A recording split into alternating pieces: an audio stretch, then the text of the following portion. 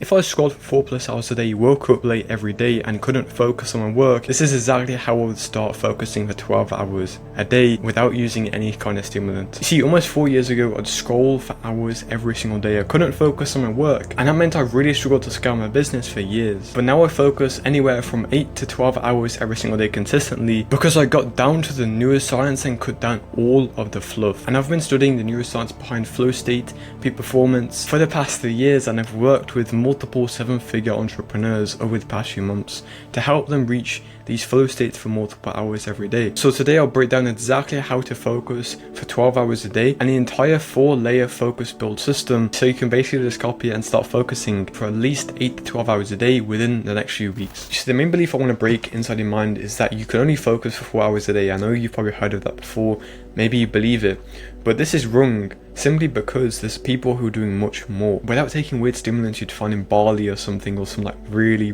rare location. They don't work for 12 hours straight though. They're just very strategic with how they use their energy.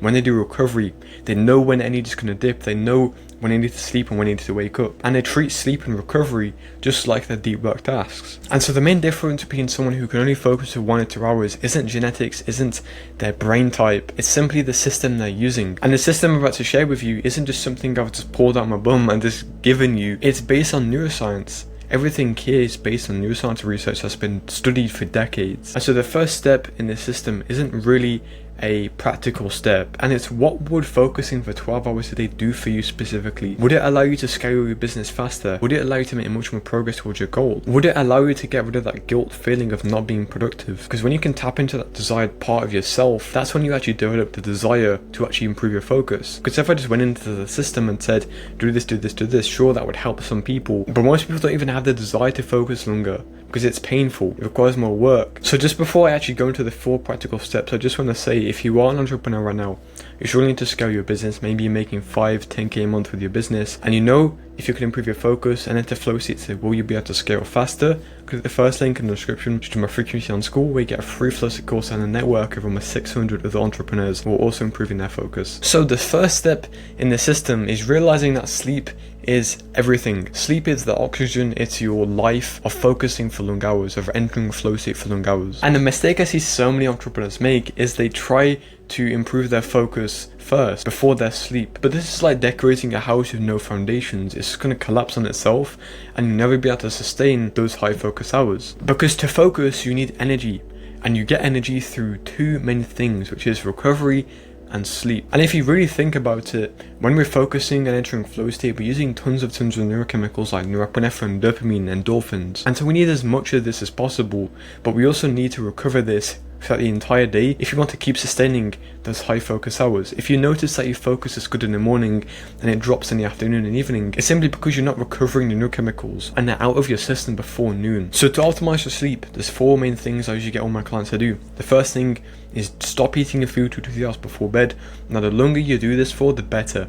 There's 2 main things. It lowers your resting heart rate, so you fall asleep much quicker, your sleep quality is a lot better as well, but it also just prevents your body from trying to digest food when you're trying to sleep. If you do that, you find your sleep quality is very low. Next thing to do is avoid all overhead lights and blue light 1 hour before bed. We have a set of cells inside the eyes called retinal ganglion cells. These basically are connected to your circadian rhythm in the SCN, the suprachiasmatic nucleus, and if you get blue light going inside your eyes, or you get overhead light going inside your eyes, this will send a signal to the SCN telling the brain that it's daytime, which obviously it isn't, but our brain thinks it is because you're getting light. And so what it does is it sends another message to the adrenal glands where cortisol is usually produced, and it releases tons and tons of cortisol, which is at weightless levels. We want to reduce these, and the best way to do this is to remove all blue light and artificial lights before bed. Turn off all your lights if possible, avoid your phone, avoid screens all night before bed as well. Next is to stay consistent with your sleep and wake times. Now I know this is easier said than done, but if you do the rest of the system, you'll notice that it's a lot easier to stay consistent with. The main thing you want to do is stay consistent with your wake time, because if you don't stay consistent with this, your circadian rhythm will just be all over the place. One night you want to go to sleep at 1 AM, the next night you want to go to sleep at 10 PM. Just make sure it's consistent, please. And the final step in the sleep part is going to sleep deaf and blind. This will just remove distractions. during sleep. So if you ever wake up in the middle of the night randomly and you just can't get back to sleep, this is for you. Make sure you use some kind of earbuds, or you close your door, you black out all the noise, wear an eye mask, or have blackout curtains so it's pitch black inside your room.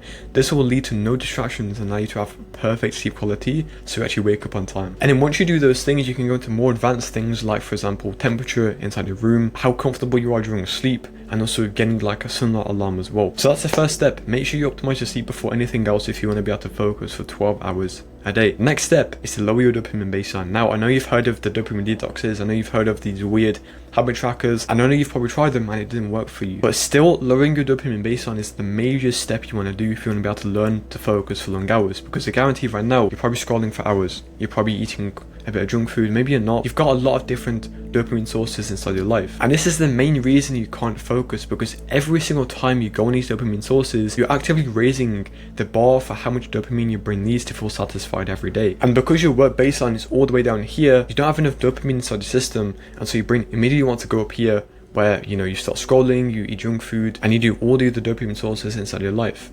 The goal for us is to lower this dopamine baseline till it gets to the work or around the work baseline.